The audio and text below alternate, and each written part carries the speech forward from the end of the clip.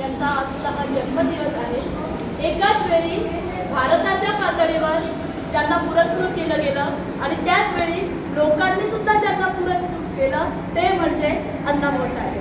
कारण भारत सरकारने त्यांना देशातला सर्वोच्च आणि बहुमान समजला जाणारा पद्मश्री या पुरस्काराने सुद्धा त्यांना भूषविलं गेलं होतं आणि त्याच वेळी लोकांनी त्यांना लोकशाहीर असं म्हटलं होतं। म्हणून ते पद्मश्री, लोकशाहीर, साहित्य सम्राट, लोककवी आणि महान लेखक म्हणून ओळखले जाणारे हे अण्णाभाऊ साठे। आज त्यांचा हा जन्मदिवस आहे। हा जो प्रवास होता हा खरोखरच वाटतं तितका सोपा नव्हता। म्हणजे अगदी त्या सोलापूरच्या वाटेगाव हे छोटंसं गाव आणि तिथे ते शाळेत गेले। शाळेत गेल्यानंतर त्यांना शिक्षकांनी वर्गात बसू दिलं नाही, वर्गाच्या बाहेर बसावं लागलं। तिथून ते पहिल्या दिवशी शिकण्याचा प्रयत्न केला, दुसऱ्या दिवशी पण शाळेत गेले, बाहेर कळत नाही म्हणून वर्गात बसून त्यांनी शिकण्याचा प्रयत्न केला। त्यावेळी ते शिक्षक आपल्यासारखे नव्हते, जातीयवाद होता, शिक्षकांनी त्यांना मारून हाकलून दिले आणि या जातीय संघर्षामुळे त्यांनी शाळेला कायमची पाठ दाखवली। पण 1.5 दिवस शाळेत गेलेले हे जे अण्णाभाऊ साठे होते त्यांचं साहित्य मुंबई विद्यापीठ, पुणे विद्यापीठ अशा महाराष्ट्रातल्या अनेक विद्यापीठांमध्ये MA, PhD आणि MPhil वगैरे सारख्या ठिकाणी तिथे त्याच्या साहित्याचं सिलेबसमध्ये अभ्यासक्रमामध्ये त्याचं साहित्य वापरलं जातं। त्याच्या साहित्यावर लोकांनी PhD केलेली आहे। 35 कादंबऱ्या ज्यांच्या नावावर आहे, 26 कथासंग्रह ज्यांच्या नावावर आहे, 1500 लोकगीत ज्यांनी लिहिलेली आहेत, त्यांच्या 7 कादंबऱ्यांवर चित्रपट निघालेले आहेत, 15 चित्रपटाच्या पटकथा त्यांनी लिहिलेल्या आहेत। असं समग्र साहित्य अण्णाभाऊ साठे यांच्या नावावरती आहे। हे केवळ मराठीतच होतं तर नाही, तर हे जे त्यांचं साहित्य होतं मराठीतच नाही तर भारतातल्या अनेक भाषांमध्ये भाषांतरित झालं। केवळ भारतातल्याच नाही तर भारताबाहेरच्या तब्बल 26 भाषांमध्ये अण्णाभाऊ साठेंचं साहित्य भाषांतरित झालेलं होतं। हा बहुमान देशातल्या या एकमेव साहित्यिकांना प्राप्त झालेला आहे असे हे अण्णाभाऊ साठे। आणि या वाटेगाववरून तिकिटाला पैसे नाही म्हणून पायी कुटुंबासाठी उदरनिर्वाहासाठी मुंबईपर्यंत कुटुंबासोबत त्यांनी पायी प्रवास केला। 2 महिने प्रवास केला, 400 किलोमीटरचा प्रवास होता। पण त्यांचं मुंबईला येणं पुन्हा कसं ते त्यांच्या आयुष्यात बदल घडवणारं होतं। त्यांचा जो संघर्ष आपण पाहिला तर आपल्याला लक्षात येईल। हा त्यांचा प्रवास वाटेगाव पासून केवळ मुंबई पुरताच ठरला नाही तर मुंबई पासून त्यांना रशियाला जाण्याची त्यांची होड होती। ते मार्क्समध्ये सुद्धा होते, ते आंबेडकरमध्ये सुद्धा होते। रशियाला जाण्याचं त्यांचं स्वप्न होतं। ज्या वाटेगावरून मुंबईला येईपर्यंत त्यांना पैसे नव्हते, 2 महिने पायी प्रवास करावा लागला, त्याचवेळी रशियन सरकारने त्यांना सन्मानाने विमानाने त्यांच्या देशात बोलावलं।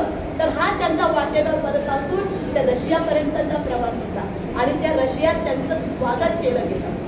रशियात त्यांनी पाहिलं, रशियात गेल्यानंतर त्या शिष्टमंडळासोबत ते गेले, त्यावेळी त्या शिष्टमंडळात विचारलं रशियन सरकारने तुम्हाला काय पाहिजे? ते डॉक्टर होते, ते म्हणाले इथे शस्त्रक्रिया कशा करतात ते मला पाहिजे।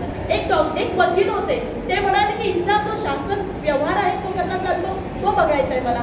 आमदार होते, ते म्हणाले मला इथे राज्यव्यवस्था, लोकशाही व्यवस्था कशी चालते ते बघायचं। एक म्युझिशियन होते, ते म्हणाले इथे मला संगीतज्ञांना भेटायचंय। अण्णाभाऊ साठेंना विचारलं तुम्हाला काय बघायला आवडेल? ते म्हणाले मला इथल्या फुटपाथवरून फक्त फिरायला आवडेल, मला इथल्या फुटपाथवरून चालायचंय, मला सामान्य माणूस समजून घ्यायचाय। आणि त्यावेळी रशियात गेल्यानंतर त्यांना कळलं की रशियात ज्ञानाचा सागर वाहतो, जिथे तिथे लोक वाचन करताना त्यांना दिसले आणि म्हणूनच रशियाची प्रगती झालेली आहे हे सुद्धा दिसलं। आणि रशियाला जाण्याच्या आधीच त्यांची तिथे कीर्ती पोहोचलेली होती। त्यांचा सुलतान आणि वैजयंतराच्या ज्या कादंबऱ्या होत्या त्या रशियन भाषेत प्रकाशित झालेल्या होत्या आणि त्या लोकांनी डोक्यावर घेतलेल्या होत्या। तर वर्तमानपत्रात बातमी अशी होती की सुलतान थेट अण्णाभाऊ साठे, त्यामुळे लोक त्यांच्या भाषणाला येत होते। भाषण करताना ते सांगतात की मी कुठून आलोय? मी शिवाजी महाराजांच्या महाराष्ट्रातून आलोय। आता महाराष्ट्रीयन म्हणजे कोण? ॲनी मॅडम केरळच्या नाही, ॲनी मॅडम महाराष्ट्राच्या आहेत, त्यांना महाराष्ट्राचा जे अमराठी भाषिक आहे ते मराठी नाहीत, महाराष्ट्रीयन नाही असं नाही. जो जो महाराष्ट्रात राहतो तो तो मराठी भाषिक आहे. त्या रशियात त्यांनी जाऊन सांगितलं मी शिवाजी महाराजांच्या महाराष्ट्रातून आलेलो आहे आणि शिवाजी महाराजांचा पोवाडा त्यांनी तिथपर्यंत नेला आणि तो पोवाडा रशियन भाषेमध्ये भाषांतरित करण्यात आलेला होता. आणि 350 कोटी मराठी भाषा जे लोक तिथे बोलतात त्या महाराष्ट्रातला मीत आहे आणि त्या महाराष्ट्राची कीर्ती त्यांनी रशियापर्यंत नेऊन पोहोचवली. असे अनेक त्यांचे म्हणजे ज्या अण्णाभाऊ साठेंना शाळेत जाऊ दिलं नाही त्या अण्णाभाऊ साठेंची ही जी कीर्ती होती. अनेक पुरस्कार अण्णाभाऊ साठेंच्या नावाने आहेत, अनेक संस्था, अनेक महाविद्यालय, अनेक शासनाच्या योजना अण्णाभाऊ साठे यांच्या नावाने आहेत. इतकं महान कार्य अण्णाभाऊ साठे यांचं आहे. आणि ते तिथे गेल्यानंतर रशियाला गेल्यानंतर भव्य वास्तू प्रासाद बघतात.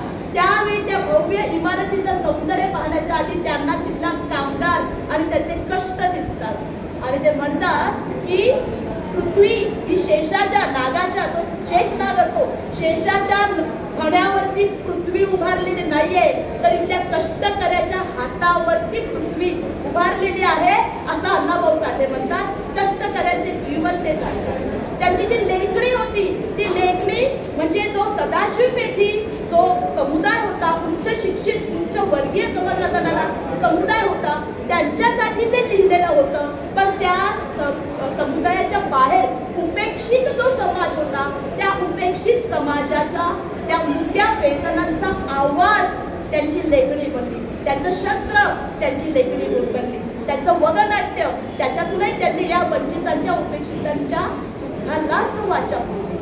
आज आपल्याला